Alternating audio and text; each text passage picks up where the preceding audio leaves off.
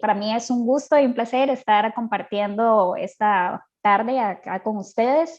Gracias a los compañeros de Experiencia Veterinaria. Les cuento que ellos son la empresa distribuidora oficial de productos Aranda, que es una marca de excelentes productos que está disponible acá en Costa Rica. Tiene línea de especies mayores y menores con productos de alta calidad y excelentes resultados. Y bueno, me siento muy honrada de que me hayan tomado en cuenta para estar acá compartiendo con ustedes un ratito, conversando sobre temas endocrinológicos. Espero que esto sea de agrado de ustedes y también de algún provecho. Voy a compartirles ahorita la pantalla para empezar.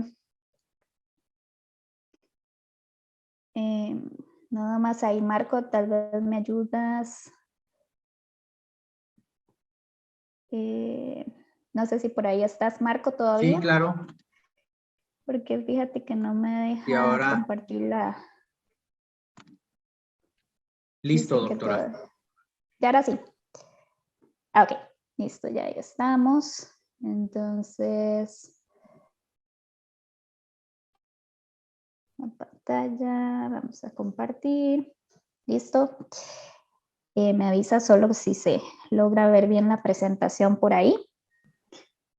Sí, sí se ve bien, doctora. Listo, ok. Bueno, entonces esta tarde vamos a estar hablando un tema un poco general, pero sin embargo que muchas veces se las trae, muchas veces tenemos complicaciones, especialmente en la práctica de la clínica médica general de pequeñas especies, cuando nos enfrentamos a pacientes y tenemos la duda de si estamos ante un paciente que presente una enfermedad endocrina o no.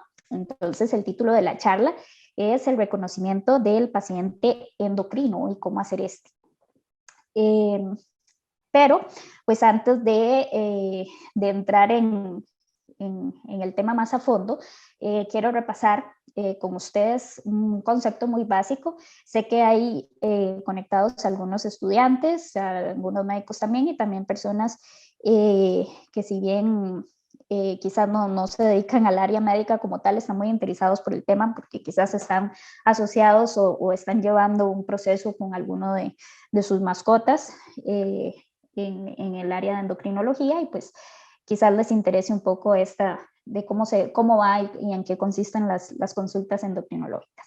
Entonces, básicamente, saber que la endocrinología es el área o la rama de la medicina que se encarga de estudiar las alteraciones que se generan en las glándulas productoras de hormonas. Estas glándulas producen una serie de sustancias que van a tener impacto a nivel de diferentes sistemas del cuerpo, el sistema renal, hepático, cardiovascular, gastrointestinal, tegumentario, incluso cambios comportamentales y demás, a raíz de alteraciones en los niveles hormonales.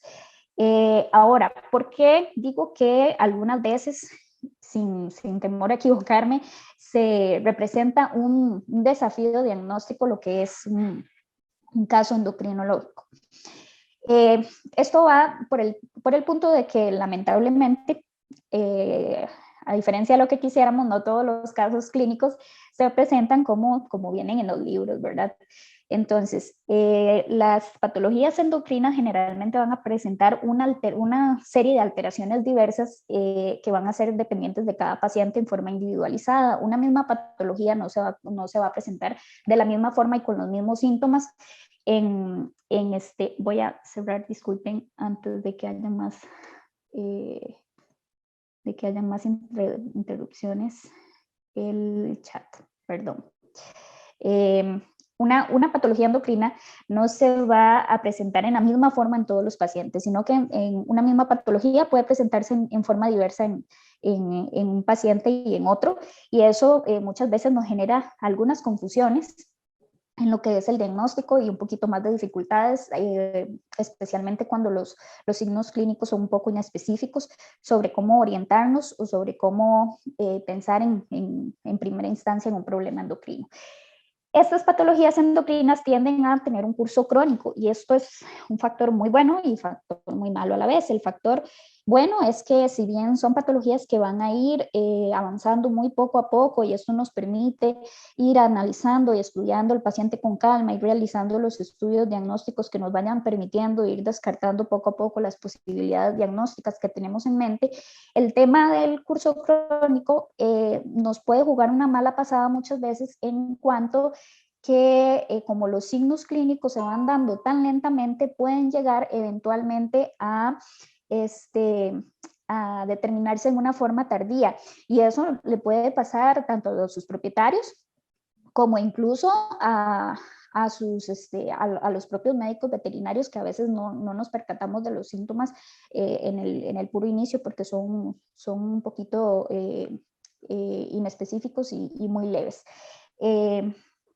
Por otro lado, podemos pues tener la confusión de diagnóstico, puesto que como estas alteraciones endocrinas tienden a tocar uno o varios más sistemas del cuerpo, entonces normalmente son pacientes que tienen muchas otras alteraciones alrededor de un origen endocrino, y esto pues a veces nos genera confusiones en cuanto al diagnóstico. Una vez que nosotros sospechamos de una patología diagnóstica, lamentablemente no siempre todos las pruebas diagnósticas, tanto de imágenes como laboratoriales, se van a comportar de la misma forma o en una forma uniforme. Podemos obtener una serie de resultados diferentes que también nos podrían llegar a confundir y hacer que nos cueste un poquitito más llegar a un diagnóstico. Y lo último, pues que la mayoría de los casos tiende a ser un diagnóstico costoso. ¿Y esto por qué? Porque usualmente no requiere de una sola prueba, un solo examen para poder llegar a una conclusión exacta, sino que muchas veces requiere de varios análisis en conjunto, incluso la repetición en el transcurso del tiempo de varios análisis y la comparación de los mismos para poder llegar a obtener las conclusiones más correctas. Y esto pues obviamente implica un gasto monetario importante que muchas veces quizá no pueda ser llevado más fácilmente. Y esta es como la parte un poco complicada de lo que es el diagnóstico de estas enfermedades, pero si lo vemos del lado bueno, por el otro lado, vemos que precisamente la endocrinología es la rama de la medicina más bonita de todas.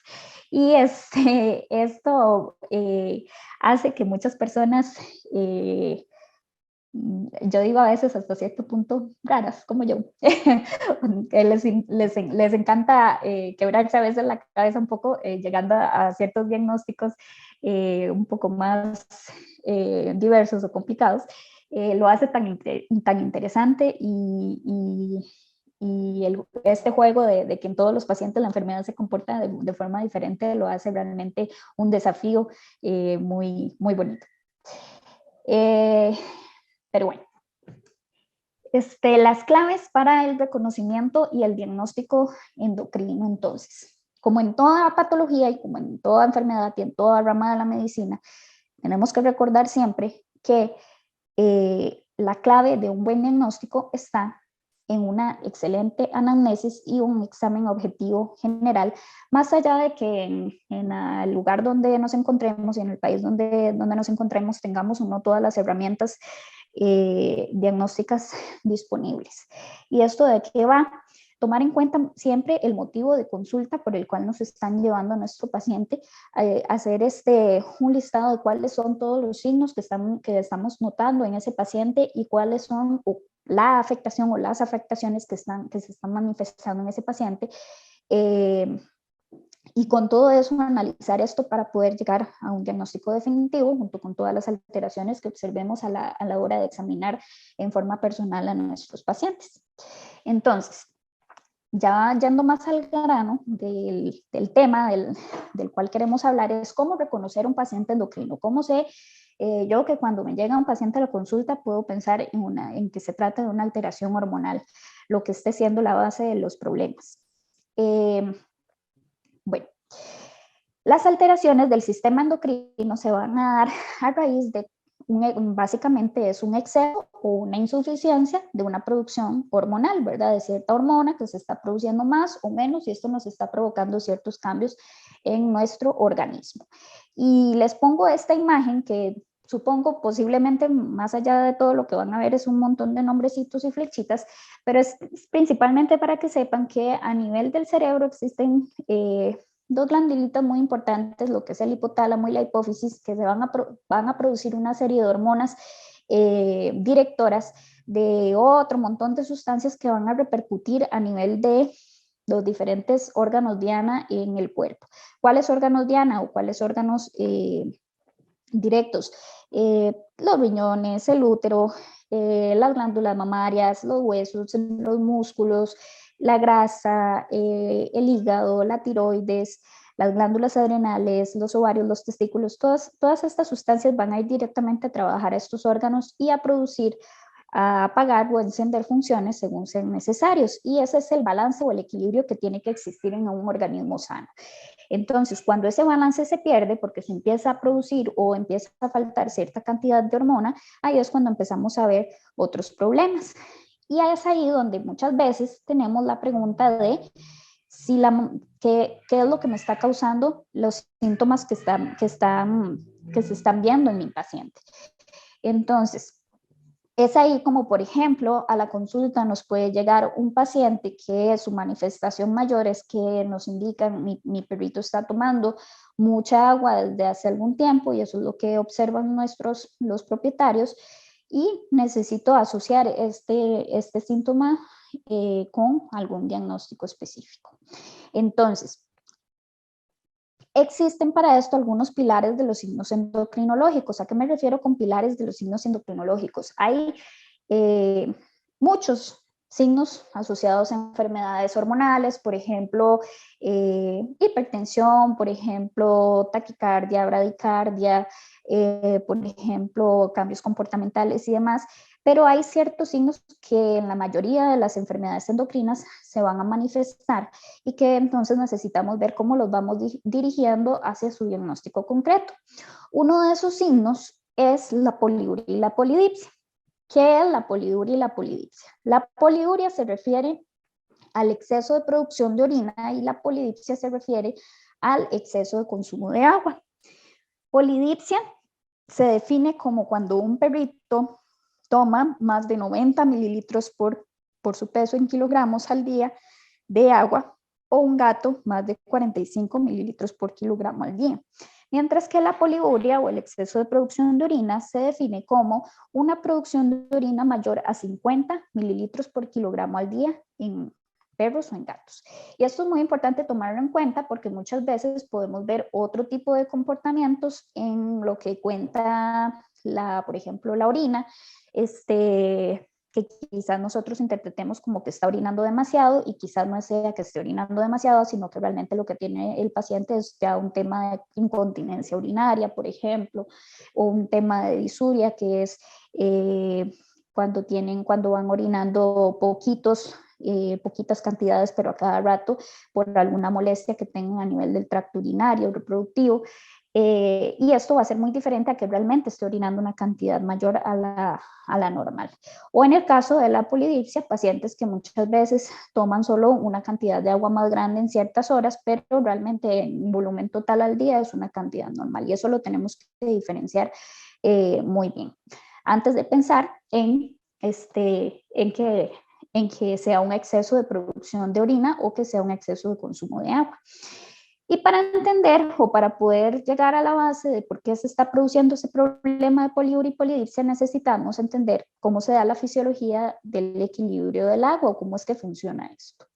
Entonces, básicamente y muy a grandes rasgos les voy a explicar que en el cerebro hay dos glandulitas, está el hipotálamo, y en el hipotálamo se produce una hormona que se llama ADH, que viaja a través de este tallo hipoficiario y llega a esta neurohipófisis, que la hipófisis es otra glandulita, y a nivel de esa neurohipófisis se libera esa hormona, esa ADH o hormona antidiurética, y llega a hacer su función a nivel del riñón. ¿Y qué hace esa hormona antidiurética? Esa hormona antidiurética se encarga de básicamente conservar los fluidos corporales para mantener el equilibrio de la cantidad idónea que tiene que tener el cuerpo de líquidos, ¿verdad? En los perros, en los gatos y en nosotros también. Entonces, básicamente, lo que ayuda es, su activación ayuda a bajar la producción de la orina cuando necesitamos mantener más líquido en nuestro cuerpo. ¿Y eso cómo lo hace? Lo hace mediante un equilibrio de osmolalidad del plasma. ¿Eso qué quiere decir? Básicamente el equilibrio que hay de cantidad de solutos en el líquido del plasma de la sangre. Entonces, hay un umbral de 280 milismoles por litro. Entonces, si por ejemplo, nuestro perrito tiene su osmolalidad en 280 milismoles por litro, ya tiene la cantidad suficiente de líquido en su cuerpo y entonces se activa la hormona. Después de eso, se activa la hormona antidiurética para que empiece a producir orina y no se acumule el líquido de más. Mientras que si ese umbral baja, entonces se desactiva la hormona antidiurética y se produce la orina. Y básicamente esto es un equilibrio que se da asociado cerebro-riñones, ¿verdad? Para que se pueda mantener la cantidad de líquido en el cuerpo. Hay otro mecanismo también, que es el mecanismo de la sed, que se da a nivel también del hipotálamo, que es básicamente la función que tiene el cerebro para inducir el estado de sed en el perro o en el gato. Entonces, cuando también mediante la osmolalidad del plasma, el cerebro determina que ya hay suficiente líquido, le dice al perrito no tengo sed, no tome agua, mientras que si siente que le hace falta líquido o por ejemplo hay una hipovolemia porque hubo un sangrado o porque hubo mucho vómito, porque hubo una diarrea y se deshidrató, le activa y le dice tome más líquido porque necesitamos compensar. Y esos son este mecanismo de la sed y junto con este equilibrio de la ADH son los mecanismos que hacen que se mantenga el equilibrio del líquido en el cuerpo. Entonces, ¿cuáles son las causas de la poliuria o de la polidipsia en los perros y en los gatos? Estas causas pueden ser primarias o secundarias. ¿Y a qué me refiero con esto? Una de las causas de polidipsia primaria, que quiere decir que es una razón que provoca que el animal tome más agua de lo normal y que en forma compensatoria, porque está tomando mucha agua, entonces orina más de lo normal, es una de las causas que puede provocar esta condición es la polidipsia psicogénica. ¿Qué es la polidipsia psicogénica? La polidipsia psicogénica es una condición, un problema de comportamiento en donde por un tema de ansiedad, principalmente, entonces el animal tiende a tomar más agua de lo normal. Esto usualmente sucede en cachorros o en perritos con alta energía que se encuentran situados en espacios muy cerrados o que no se sacan mucho a pasear y además si necesitan botar esta energía, entonces empiezan a tomar más agua como un signo de esa ansiedad para mantenerse saciados o activos o entretenidos, ¿verdad? Y esto no tiene tanto, digamos, que ver como en sí como por una patología, una normalidad o algo que esté funcionando mal en su organismo como tal. Entonces, bien, cuando nos llega un paciente que está tomando mucha agua, que cumple con estas características que les digo, tenemos que tomar este diagnóstico en cuenta y es ahí cuando tenemos que entonces indagar mucho sobre el espacio que comparte el paciente, qué tanta actividad física lo hacen, qué tanto entretenimiento le ofrecen para determinar si podría andar por ahí el diagnóstico o no. Tenemos otro diagnóstico que es la diabetes insípida dipsogénica. ¿Qué es la diabetes insípida? Es cuando el organismo produce o el riñón no tiene la capacidad de filtrar y absorber suficientes solutos y entonces produce un montón de orina. Este diabetes insípida dipsogénica precisamente se da por una alteración en ese centro de la sed que les decía yo anteriormente, que se encuentra a nivel del hipotálamo y por tanto entonces el paciente empieza a tomar más, este centro de sed está alterado y el paciente empieza a sentir más sed de lo normal y empieza a tomar más agua de lo normal. Hay algunos trastornos metabólicos que ya son, por ejemplo, enfermedades hormonales de otra causa, por ejemplo, el hipertiroidismo, que es puro, el hipertiroidismo se refiere a un aumento de la producción de la hormona tiroidea, y este hipertiroidismo, fuera de un montón de de cambios también puede generar hasta cierto punto un tipo de ansiedad excesiva en el paciente que lo padece, que genere un tipo de polidipsia primaria o consumo de agua excesivo por la misma ansiedad.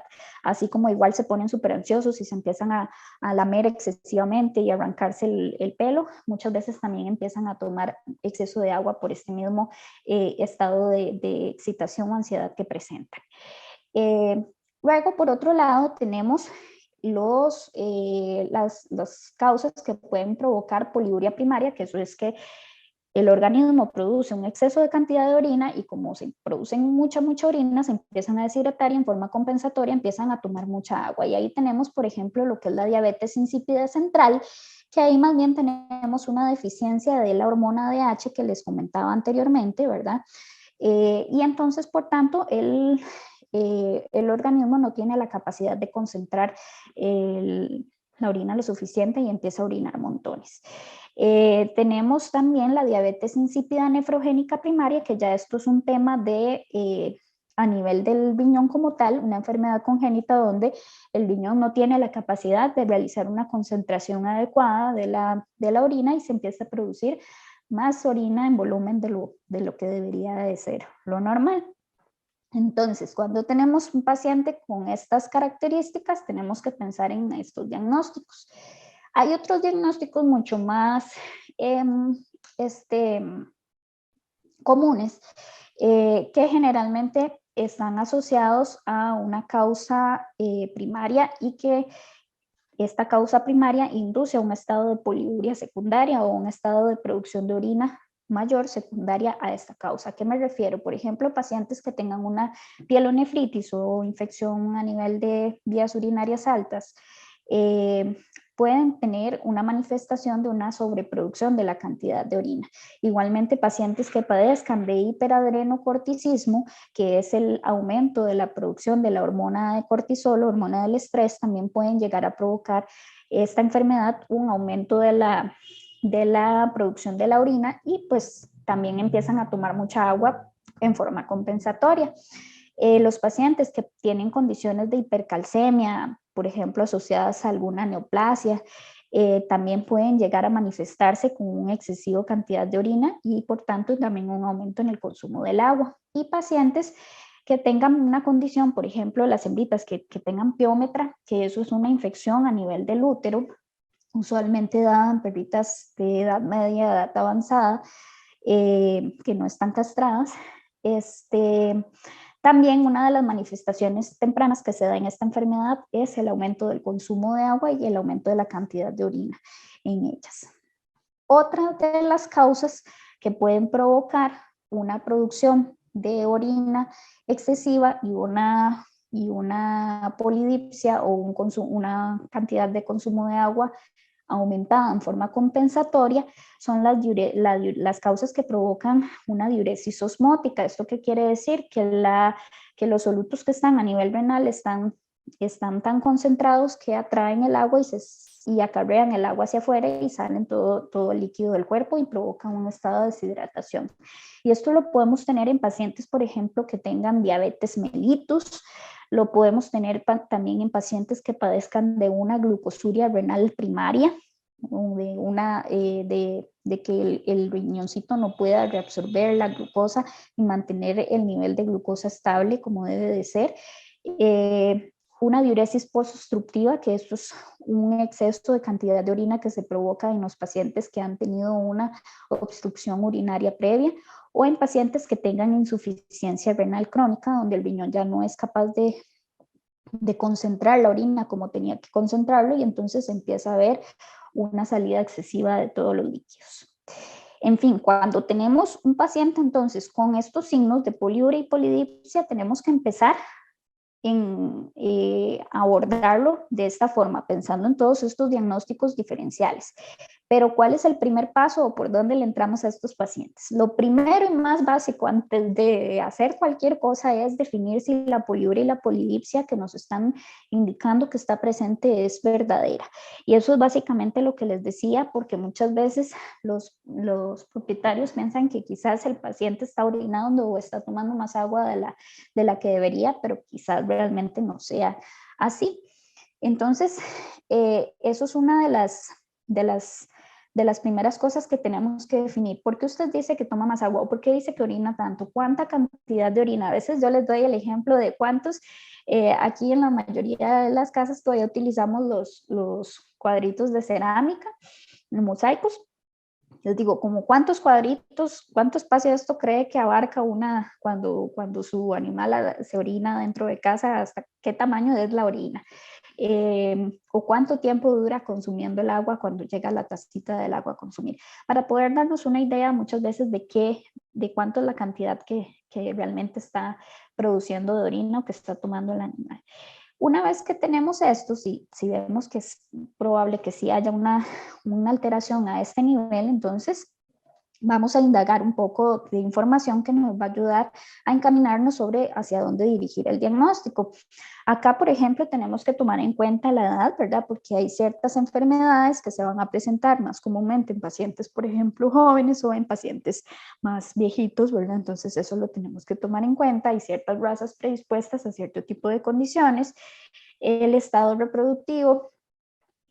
Por ejemplo, tenemos lo que les decía, pacientes hembras que no están castradas, que ya podemos empezar a sospechar de que quizás si han tenido un celo reciente tengan una condición de piómetra de por medio, o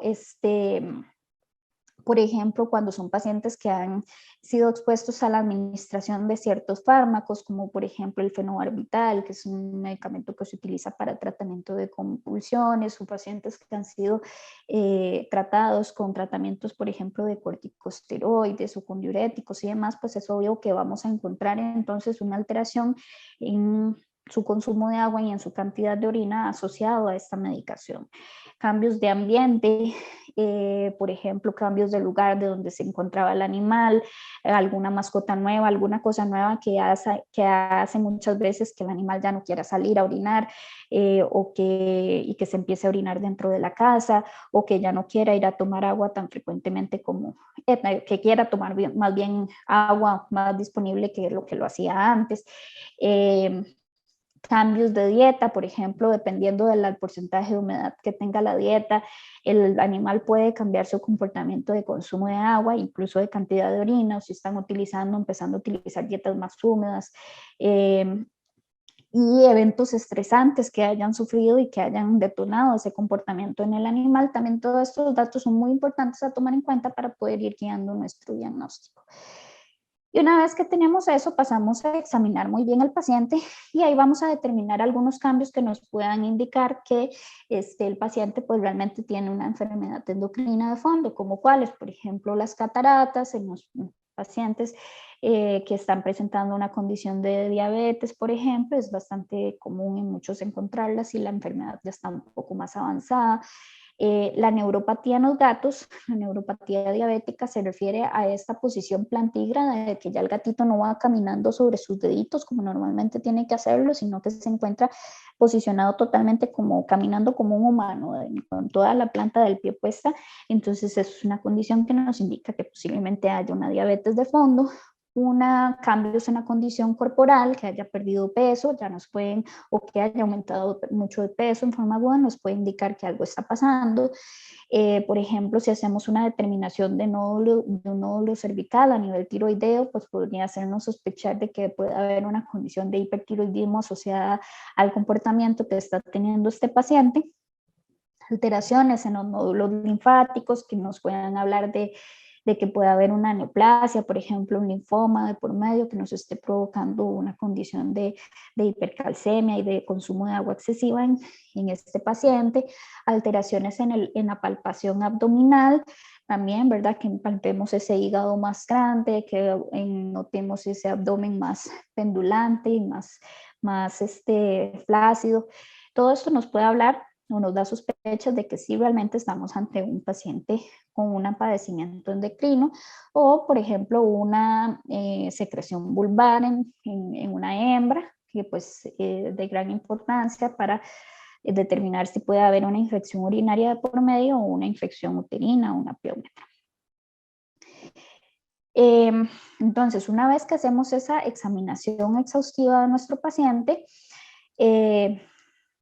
recomendamos siempre en todo paciente que nos indiquen que esté consumiendo mucha agua, una medición de consumo de agua, y una de las herramientas también más fáciles y más importantes es hacer la medición de densidades urinarias aleatorias o intermitentes. Eso nos permite saber si la orina está siendo concentrada o no, y eso nos puede ayudar a discernir o guiarnos o dividirnos entre los diagnósticos que podemos tomar en cuenta. Por ejemplo, ya pacientes con densidades urinarias muy bajas, generalmente menores a 1008, ya son pacientes pues, que tenemos que altamente sospechar de una diabetes insípida o de una insuficiencia renal, si tiene otros síntomas, o de una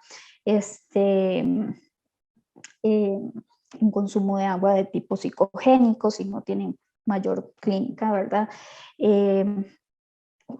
Así como, por ejemplo, densidades relativamente más bajas, pero quizás no tan bajas, ya podrían, o por ejemplo, si fuera muy baja, un hiperadrenoccorticismo muy severo, mientras que en otras enfermedades ya quizás la densidad la encontramos levemente baja, pero quizás no tan baja como podríamos encontrar en estos casos.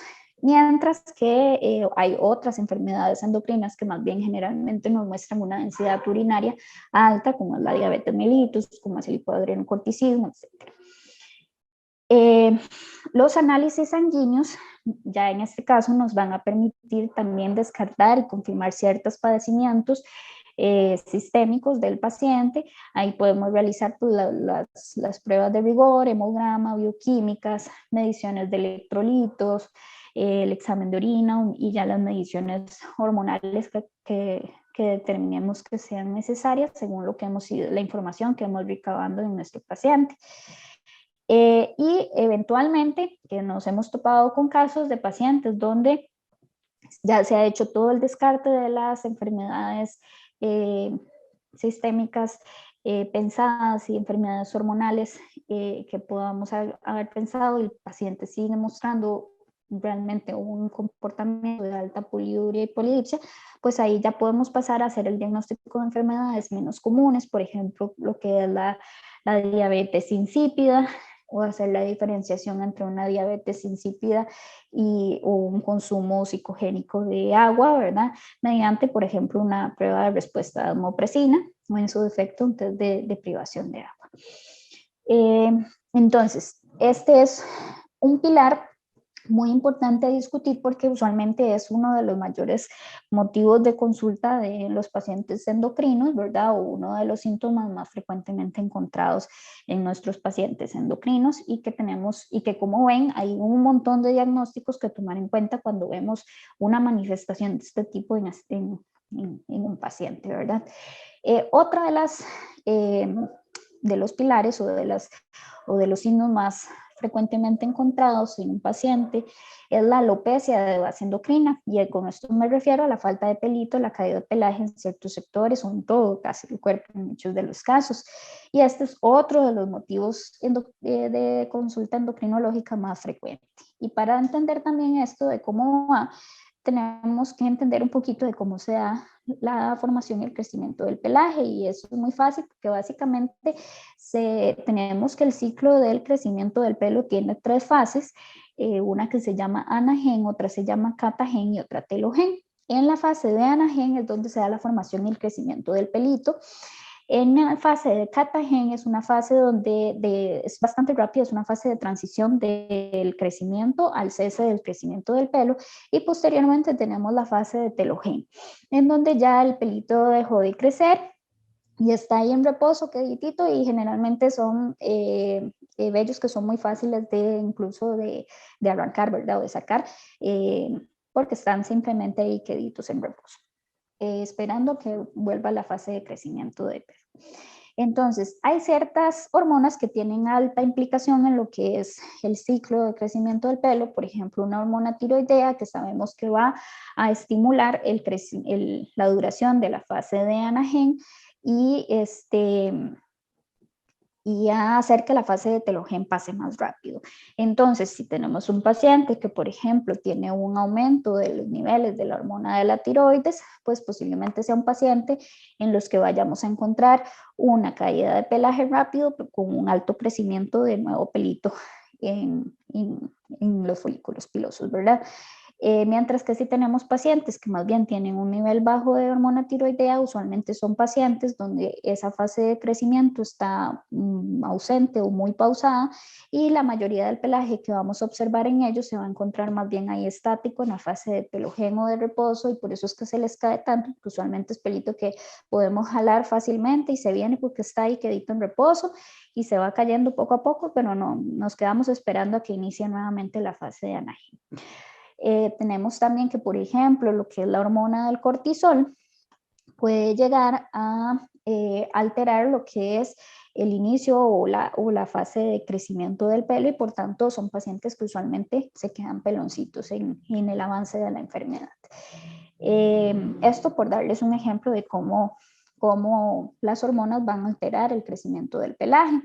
Entonces, usualmente cuando las alopecias o las faltas de pelaje tienen un componente endocrino de fondo, son alopecias que se caracterizan por ser adquiridas, o sea, es una caída de pelaje que antes el paciente no tenía y ya ahora sí.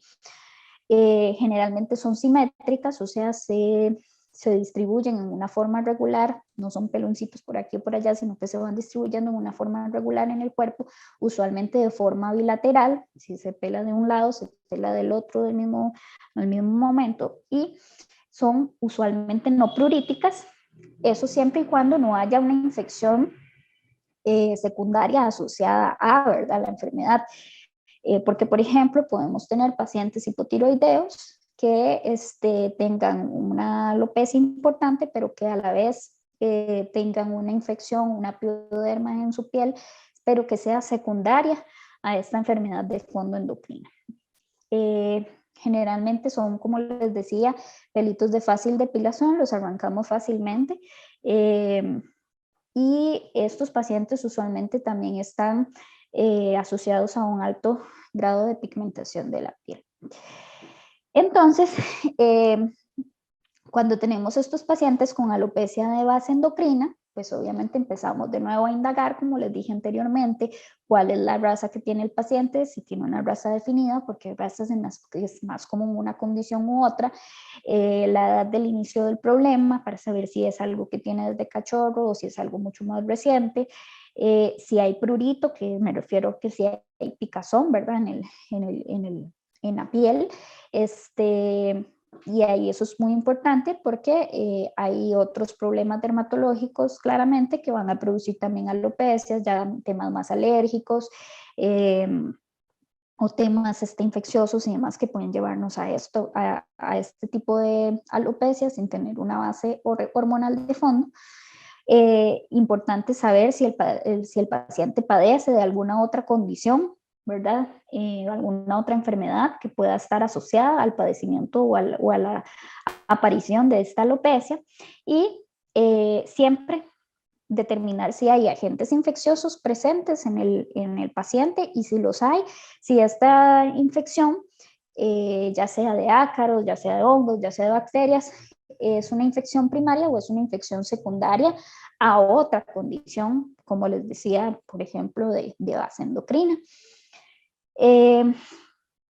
Entonces, por ejemplo, como les decía, un paciente hipotiroideo, pues usualmente son pacientes que, además de otras características como un aumento de peso, pacientes altamente cansados y letárgicos y con muchas otras alteraciones, dentro de estas podríamos encontrar patrones de alopecia bilaterales, simétricas en estos pacientes, y que usualmente a veces esa es la primera causa o el primer motivo de consulta, porque eso es realmente lo que quizás primero van a ver los propietarios manifestado, y segundo lo que a veces molesta más a la vista, ¿verdad? De ver que el perrito se está quedando pelón, ¿verdad? Y entonces por eso es que a veces buscan la atención médica. Por otro lado, tenemos pacientes con hiperadrenocorticismo o con aumento de producción de hormona de cortisol o Cushing, en donde es uno de los signos más frecuentemente encontrados en estos pacientes.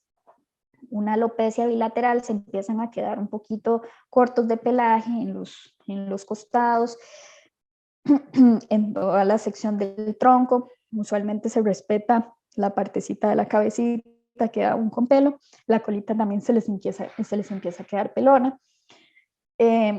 Pueden haber otras manifestaciones de piel asociadas, además de la alopecia, como por ejemplo la calcinosis cutis, los comedones, la piel que se vuelve mucho más delgadita y mucho más frágil. Entonces estas son cosas que tenemos que ir sumándole al diagnóstico que vamos a hacer para ir sospechando sobre hacia dónde vamos a ir enfocados a buscar y a descartar. Tenemos el término de lo que es la alopecia X, que usualmente eso es una condición que se presenta más comúnmente en pacientes de ciertas razas, como por ejemplo los Pomeranian o los Chow Chow. Usualmente a este grupo se introducen pacientes que tienen ciertas alteraciones a nivel de diferentes hormonas, por ejemplo, las hormonas sexuales de origen adrenal, la hormona de crecimiento, o las hormonas sexuales originarias de las glándulas sexuales como los ovarios, y que entonces están manifestando un patrón de alopecia también caracterizado por una hiperpigmentación de la piel, además de esa falta de pelaje. Pero que usualmente son pacientes que fuera de esa condición no tienen ninguna otra manifestación clínica importante ni ninguna otra alteración. Tenemos, por ejemplo, lo que son algunos tumores testiculares funcionales, por ejemplo, los tumores de células de Sertoli, que producen un aumento de producción de estrógenos en los pacientes, en los machos no castrados, y que podrían manifestarse, además obviamente del tumor, si es visible, porque a veces puede estar dentro del abdomen en los pacientes criptórquidos o que no les bajan los testículos. Básicamente lo que podemos ver es una alopecia simétrica bilateral en estos pacientes.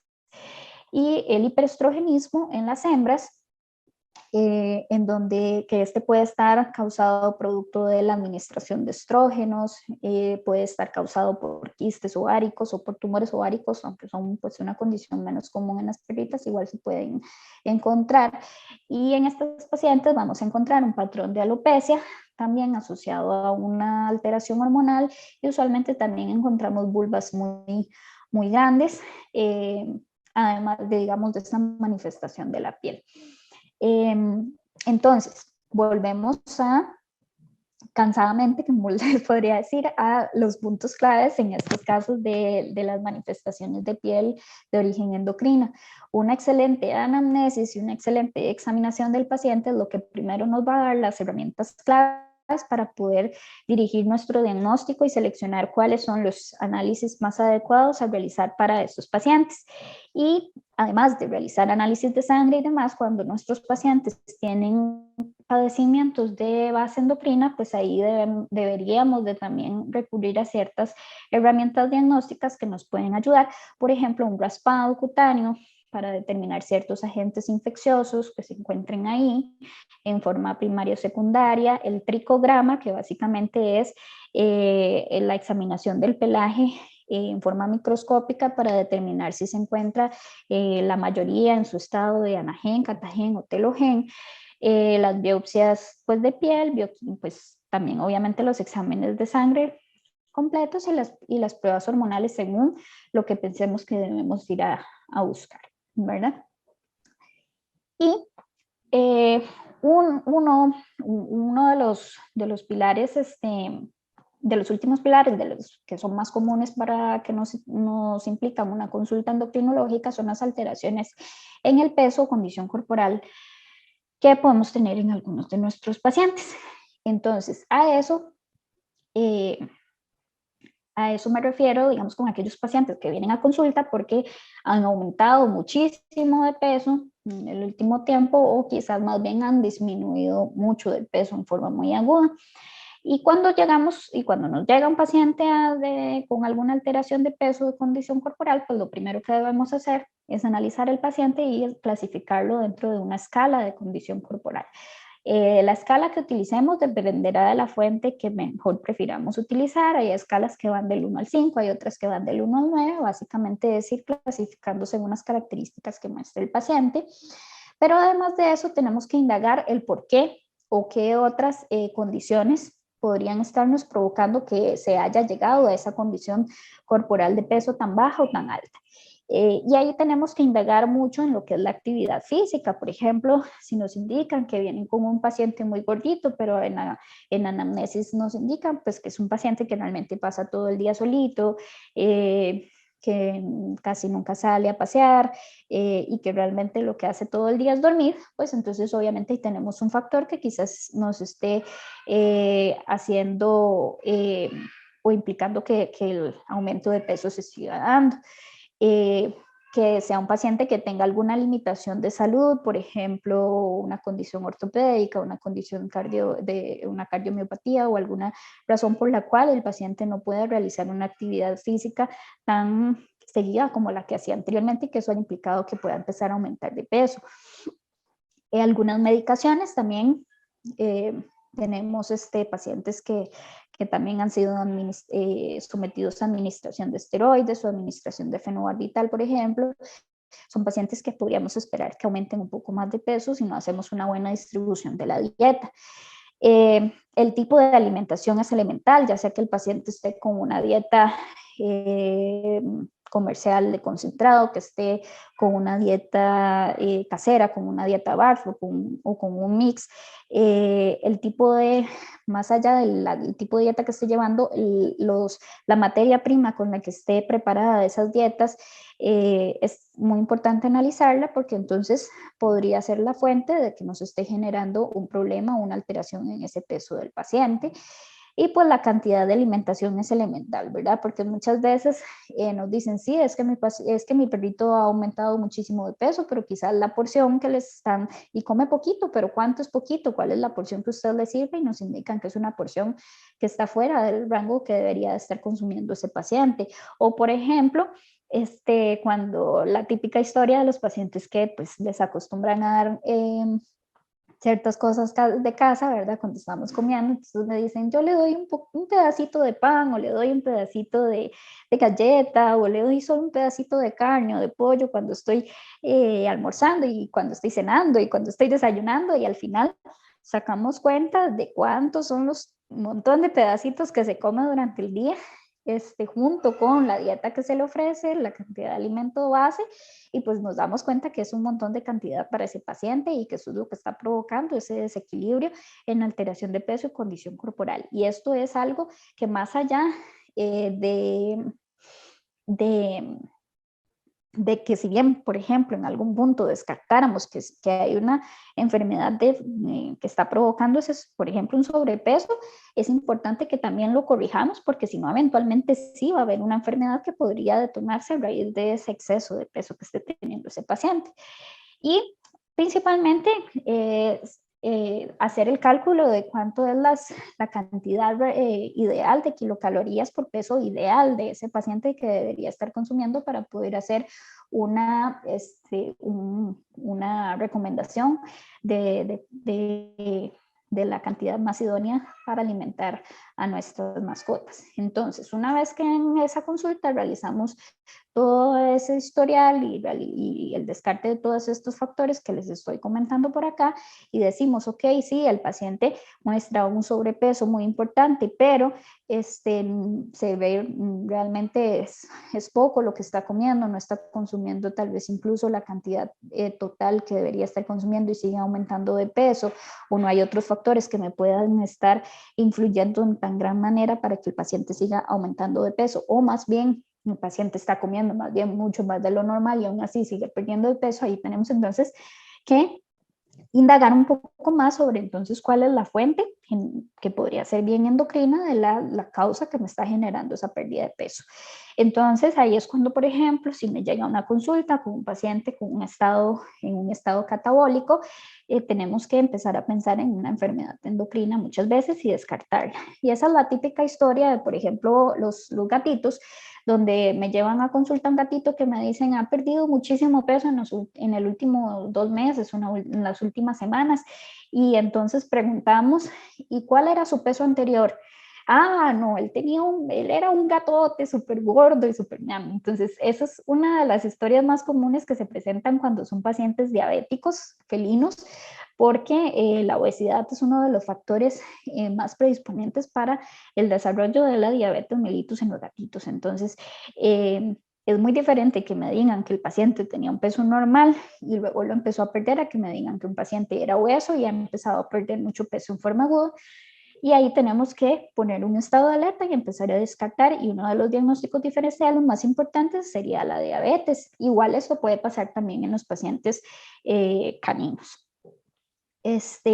Por otro lado, tenemos, por ejemplo, un paciente hipertiroideo que nos indica, mi gatito come un montón, come más de la cuenta, cada día tiene más hambre, cada rato me pide comida, pero pierde y pierde peso cada vez. Le vemos que además de que ha perdido muchísimo peso en forma muy rápida, en forma muy aguda, es un gatito que su pelaje ya no está normal, es un gatito que está muy excitado, con mucha taquicardia, con cambios de comportamiento en algunas ocasiones.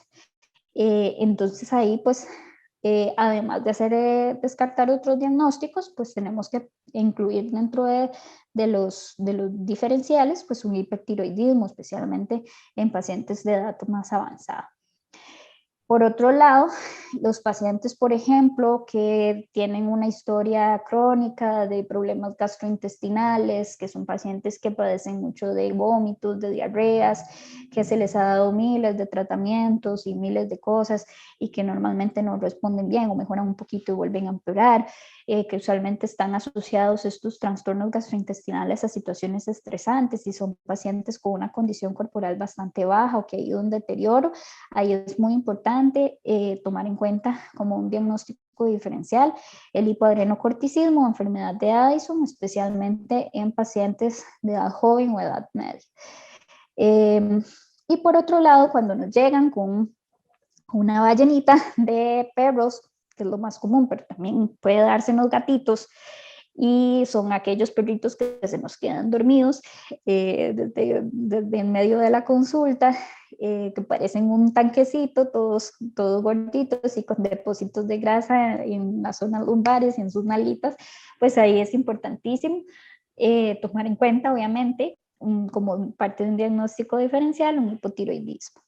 Algunos otros pacientes más bien nos llegan porque nos dicen, bueno, mi perrito viera que empezó a engordar, empezó a hacérsele una pancita muy grande, lo saco a pasear y me dicen que si es hembra y que si está preñada, ha tenido una pancita muy pendulante desde el último tiempo, pero lo empezamos a examinar y además de esa pancita pendulante, observamos que en otras zonas, como en la zona de los músculos temporales o en las zonas de los músculos lumbares, empezamos a notar más bien que hay falta de masa muscular, que las patitas están muy delgadas o la musculatura a ese nivel se encuentra atrofiada. Son pacientes que son candidatos altamente a un diagnóstico de Cushing o de hiperadrenocorticismo. Importantísimo está que si todos se manifestaran de esta forma sería lindísimo y sería mucho más fácil diagnosticarlos, porque donde van entrando vamos diciendo, ok, el primer diagnóstico diferencial es tal, ¿verdad? Lo que pasa es que por dicha, cada vez los diagnósticos se van realizando más temprano, y eso implica que, como les explicaba en un inicio, es una enfermedad de curso muy crónico y muy lento. Entonces usualmente cuando nuestros pacientes entran a consulta ya no tienen estas manifestaciones tan notorias, sino que son manifestaciones bastante más leves que a veces entonces nos hacen pues confundirnos un poquito o divagar un poquito más entre los diagnósticos diferenciales que tenemos que establecer. Cuando tenemos un paciente con alteraciones en cuanto al peso, pues obviamente no nos podemos tampoco tener una visión de túnel, ¿verdad? Y tenemos que indagar si hay otras causas, ¿verdad?, que nos pueden provocar esa pérdida de peso, por ejemplo, en forma tan aguda como una neoplasia, o que haya un síndrome de mala absorción intestinal, que haya una enfermedad infecciosa, ejemplo, digestiva o una enfermedad viral sistémica que pueda ser la causa de esa condición corporal que se está perdiendo, que haya una cardiopatía de fondo importante o una insuficiencia renal, una insuficiencia hepática, entre muchas otras enfermedades que pueden ser las causantes de esas alteraciones que estamos observando en nuestro paciente, ¿verdad? Entonces, más o menos este es un esquema de principalmente cómo empezamos a hacer un abordaje de nuestros pacientes cuando entran con estas manifestaciones a la consulta y empezamos a realizar lo que es la anamnesis y lo que es la examinación de dichos pacientes para establecer una lista de diagnósticos diferenciales y empezar a descartar los mismos. Ya una vez que vamos avanzando en el proceso y empezamos a hacer la selección de las pruebas diagnósticas hormonales, generalmente iniciamos por los análisis sanguíneos. Hay unas cosas que tenemos que tomar muy en cuenta y que son muy importantes para definir qué análisis es el más idóneo a realizar y en qué momento realizarlo. Y eso que son las reglas de oro para determinar qué análisis hormonales seleccionar. Por ejemplo, tenemos que tomar en cuenta que muchos de los pacientes pueden tener procesos concurrentes, o sea, que no solo tengan una enfermedad endocrina de fondo, sino que tengan una o muchas enfermedades más que puedan alterar los resultados de sus análisis. La edad que tiene el paciente puede hacer que varíen los niveles normales de ciertos rangos hormonales. Los fármacos recientes que hayan sido administrados podrían implicar en ciertas variaciones importantes en los resultados de los análisis. El ayuno que tenga el paciente también nos puede implicar ciertas variaciones, porque especialmente por el tema de los lípidos o la grasa presente en las muestras que vayamos a tomar y a la hora de muestreo a la que sea más idónea realizar cada uno de los análisis. Y esto es sumamente importante y quisiera que quede muy claro tanto para los colegas como para los estudiantes y principalmente para los propietarios que se encuentren presentes acá en la charla, porque muchas veces, tal vez tanto nosotros como el resto de las personas esperamos quizás poder resolver un diagnóstico con solo uno o dos análisis o definiendo con el primer muestreo ya vamos a tener conclusiones completas y esto generalmente, especialmente en el área de endocrinología, la mayoría de las veces no pasa. Y como pueden ver, hay una serie de cosas a descartar y una serie de factores que pueden implicarnos en variaciones en los resultados de los análisis a tomar en cuenta y que por eso tenemos que tener tanto cuidado y paciencia para esperar el momento más idóneo y las condiciones más idóneas para poder realizar el diagnóstico más adecuado. Una vez que tenemos un diagnóstico en nuestros pacientes, por ejemplo, de origen endocrino, sabemos que además es un paciente que vamos a tener que irles dando un seguimiento muy riguroso y adecuado para poder establecer no solo el tratamiento, sino cuál es la dosis de tratamiento más adecuado para este paciente en específico. Y por eso vamos a depender tanto de que haya una condición de compromiso y de paciencia, principalmente tanto por parte de nosotros como los médicos tratantes, como por el propietario, para que el avance de la enfermedad vaya de la mejor forma, porque usualmente son enfermedades que no se van a resolver o no se van a ver los cambios de un día para otro, porque son enfermedades crónicas y así como van avanzando, vamos un poquito más lento para atrás. Pero lo ideal es establecer las opciones que generen una mejor calidad de vida para nuestros pacientes. Y es así como me devuelvo a esta diapositiva, que es una de las primeras que les mostré, que más allá de saturarlos de información muy específica, lo que quería es que tomen en cuenta de que los diagnósticos endocrinológicos partimos de tener un montón de información sobre un montón de sustancias que pueden tener alteraciones en diferentes sistemas, pero que al final de cuentas nosotros lo que tenemos que hacer es, para llegar a un diagnóstico de un paciente, es correlacionar los signos clínicos que estamos viendo en ese paciente específico con cuál puede ser la fuente de la alteración hormonal o no que nos esté llevando a que este paciente esté teniendo esta manifestación, que al final de cuentas es la única forma en que ellos pueden expresarnos lo que hasta cierto punto les está sucediendo en su interior. Entonces, bueno, esto es básicamente parte de lo que les quería conversar. Les agradezco montones la atención que me hayan brindado en este espacio. Le agradezco montones también a los compañeros de experiencia veterinaria y a los compañeros de Aranda por brindarme este espacio también. Y les dejo mi información de email y demás por si hay alguna persona interesada en el tema. De verdad que me encanta compartir información al respecto, y casos clínicos y demás. Entonces, con todo gusto podríamos comunicarnos si tienen interés. Así que me pongo a disposición de ustedes y muchísimas gracias a todos por este espacio y por esta atención que me han brindado.